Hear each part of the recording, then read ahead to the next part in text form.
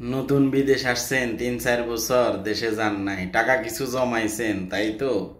কি করবেন এবার? একটা বাড়ি বানাবেন, ঘর বানাবেন, তাই তো? বানান। এই ঘর বানিয়ে যে আপনি একদিন ফকির হয়ে যাবেন, আপনার কাছে ঘর ছাড়া আর কিছু থাকবে না। এটা বুঝতে হলে আপনাকে সেই টাকাগুলো খরচ করে ঘর বানাতে হবে। ৩০ বছরের অভিজ্ঞ কোনো প্রবাসীও যদি আপনাকে পরামর্শ দেয়, আপনি শুনবেন না। আপনি ঘর বানাবেনই, কিন্তু ঘর বানানোর পরে বুঝতে পারবেন কি ভুল করেছেন। আপনাকে এখন কেউ বুঝাতে পারবে না। আমরাও এরকম নতুন ছিলাম, অনেকেই এরকম নতুন থাকে, প্রথমে বুঝতে পারে না। বুঝতে হলে কাজ করতে হবে। যত বেশি কাজ করবেন তত বেশি শিখবেন। সেই জন্য বলছি, কিছু টাকা জমাইছেন, নতুন আসছেন, এখনো দেশে যান নাই, কুরকুর কুরকুর করতেছে টাকাগুলো, আপনারে চুলকাইতেছে, ঠিক না?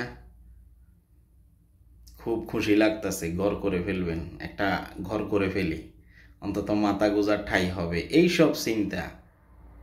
আশপাশের মানুষগুলো, পরিবারের মানুষগুলো, তোর বাপের শখ ঘরটা করে ফেল, তোর মায়ের শখ ঘরটা করে ফেল, তোর বাপ যদি কালকে মরে যায় তাইলে এই ঘরে আর থাকে লাভ কি? এই ধরনের আবেগ কথাগুলো দিয়ে ব্রেনটা নষ্ট করে দিছে। আচ্ছা, আপনার আব্বা যদি এখানে শুয়ে, মনে করেন আপনার আব্বার হায়াত বেশি দিন নাই, অথবা আপনার মায়ের, অথবা আপনার কারো না কারো, এই ঘরে শুয়ে যদি দুনিয়াতুন চলে যায়, জান্নাতে যাবে?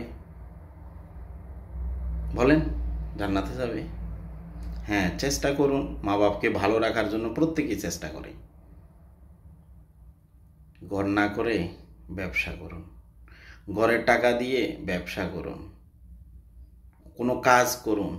টাকা থাকলে যখন তখন ঘর করতে পারবেন।